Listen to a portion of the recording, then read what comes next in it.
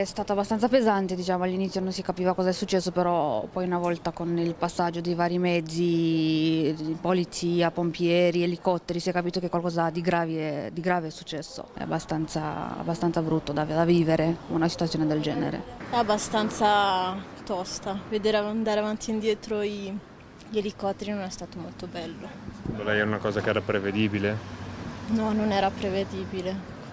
Purtroppo no, in montagna succedono queste cose. Da un lato il cordoglio e l'apprensione, dall'altro gli interrogativi su una tragedia ancora difficile da definire. Resta un clima pesante a Canazei anche nel giorno del lutto. Su tutte una domanda: la strage della Marmolada era in qualche modo prevedibile?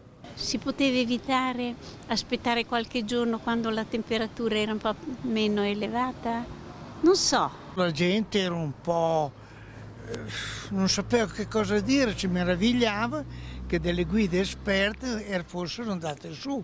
Ecco, tutte le meraviglie erano quelle lì, perché dice gente che sa poteva evitare, poi le fatalità sa com'è.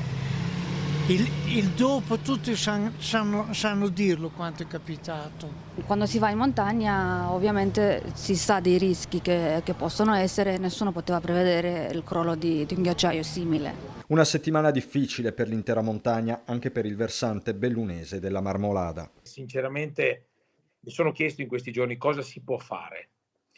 E io penso che la cosa che possiamo fare è garantire un maggior numero di informazioni possibili a chi viene in montagna, in modo da poi dare tutte quelle che sono le coordinate per cercare di arrivare nei luoghi di montagna in maniera il più sicuro possibile. È chiaro che poi la responsabilità spetta alle persone, perché poi sono loro che devono decidere cosa vogliono fare.